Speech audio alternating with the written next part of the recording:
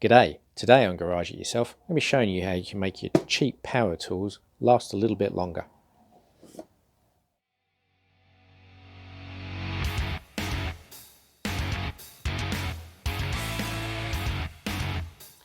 Welcome back to Garage It Yourself everyone, the channel dedicated to the budget DIY car enthusiast. So today I'm going to be taking a look at how you can make your El Cheapo power tool last a little bit longer.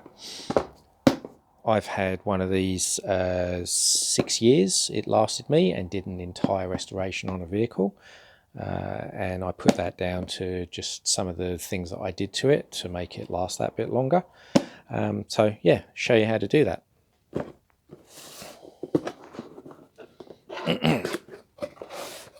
Now we all know the reason why these things are so cheap is because they're made in China or Taiwan or Mexico.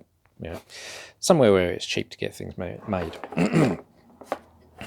But it's also the componentry that they use inside it, like the bearings inside these. You know, they're going to be like cheap bearings and not something like a NSK or a FAG or something like that.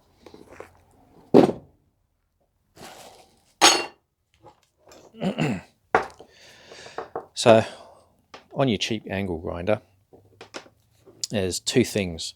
The first is in the gears of the grinder.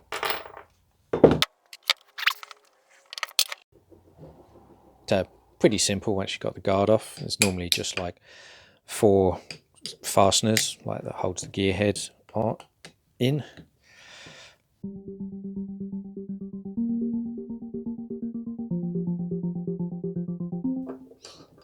Plop. Yeah. So, number one, why these things like wear out so quickly? Righto,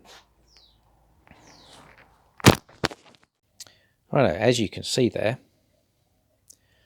where's the grease? Where on earth is the grease? There is none.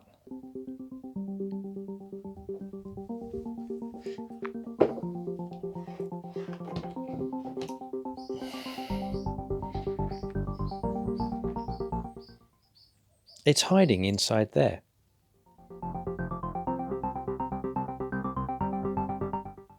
But in all honesty, that's really not going to do an awful lot. So yeah, so one of the first things I do is I take out all that crap grease and I put some decent stuff in it and I actually pack it out. You don't want to like pack it too much, but you want to pack more than what's in there. Try it a few times putting the head on and off just to see how well the gearing is actually getting coated in grease, because as it goes around it heats up and it'll be flung off and it'll become a bit more liquid. But you want there to be enough grease inside the head so that there's always going to be contact with the grease and it's not just going to get flung to the edges and like it's going to run dry. So yeah, that's the first tip I do.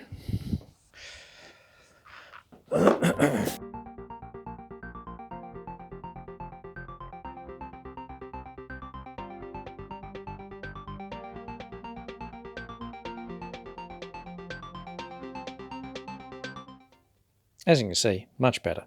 That's going to make the gear head run cooler and basically last a lot longer.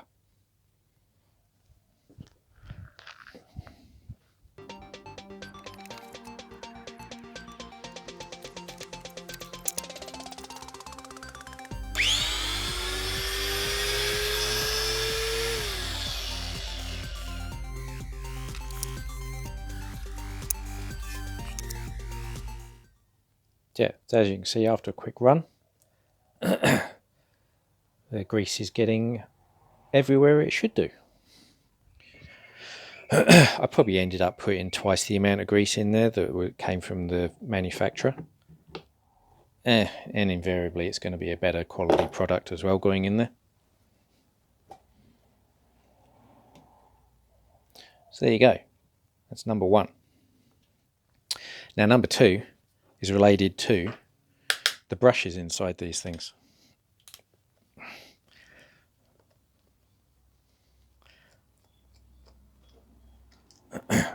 A brushed motor is just basically using a solid block of carbon for your positive and neutral on a commutator for the motor to make it run.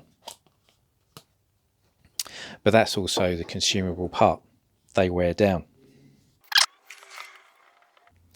Obviously, don't try taking the brushes out if it's plugged in, because you will get electrocuted. I shouldn't really have to say that, but common sense isn't everyone's forte.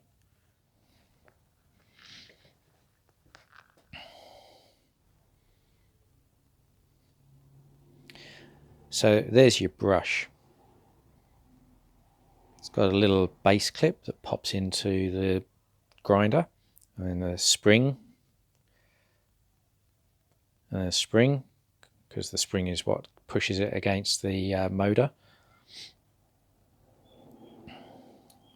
And it's got a little groove in there. But then basically all I do is I just go online. You can find them on eBay, other suppliers locally to you. They're just a carbon brush, and you just need to find one with the same dimensions. This one's got a little alignment groove, but all you need to do, and this is what I do, I've just got like a file. This is one of my files. It's just a square file, and then you can just run the file on one edge to put a groove in, and hey presto, you can fit it out with new brushes.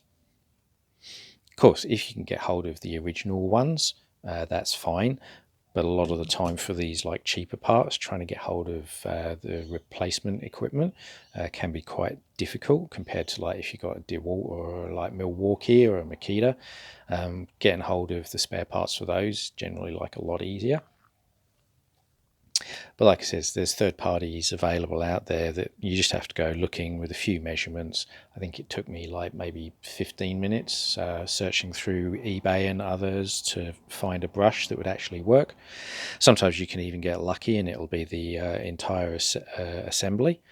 Things are getting quite good out there these days, and it has been a few years since I bought some, because when I do that I generally buy at least 3 if not 4. And I think my last grinder that lasted 6 years, it was on its 3rd or 4th set of brushes, so that's pretty good. And then of course it died, so hence I've got a new one.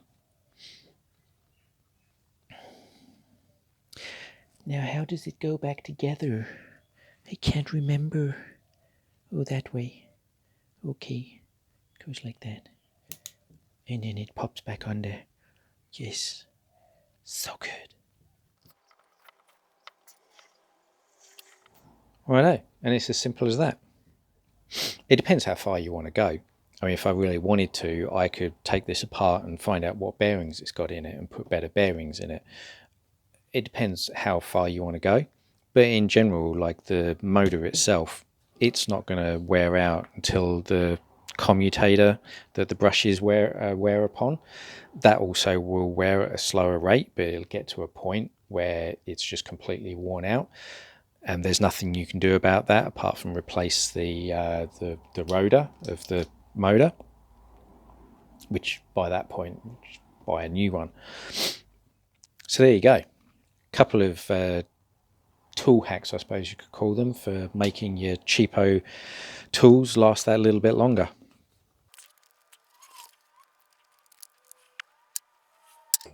So there you go, a quick little garage tool hack for you. It is possible to make these cheap things last longer. Just depends if you want to put the effort in. Not that it takes that long. If I wasn't filming this, it's like 5 minutes. Doesn't take long at all. If you like what I do, then please press the like button, helps me out. If you like what I get up to with my channel, then please subscribe, that also helps. And if you think you've got any friends that would find it interesting, then please share it around. All right, thanks very much for watching. See you next time.